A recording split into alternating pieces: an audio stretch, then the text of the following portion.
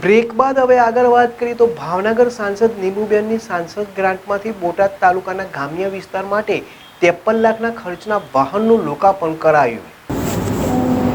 ભાવનગરના સંસદ અને કેન્દ્રીય રાજ્યમંત્રી ગ્રાહક બાબત અને જાહેર વિતરણ મંત્રાલયના મંત્રી નીમુબેન બાંભણિયાની સંસદીય ગ્રાન્ટમાંથી બોટાદ શહેરની આદર્શ શૈક્ષણિક સંકુલ ખાતે લોકાર્પણનો કાર્યક્રમનું આયોજન કરવામાં આવેલ હતું.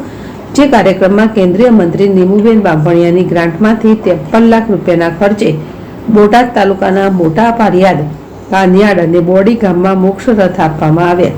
બોટાદ તાલુકાના તમામ ગામો માટે લોકોને ઘર બેઠા વેકેશનનો લાભ મળી શકે તેના માટે વેકેશન રથ આપવામાં આવ્યું.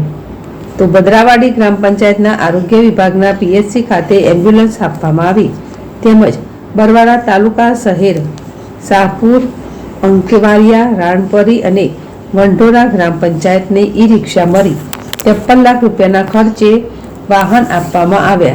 કાર્યક્રમમાં ગઢડાના ધારાસભ્ય શંભુનાથ ટુંડિયા, બોટાદ જિલ્લા કલેક્ટર ડોક્ટર જેન્સી રોય, જિલ્લા વિકાસ અધિકારી અક્ષય ભુદાનિયા તેમજ અન્ય રાજકીય આગેવાનો તેમજ વહીવટી વિભાગના અધિકારીઓ સહિત નાગરિકો હાજર રહ્યા હતા.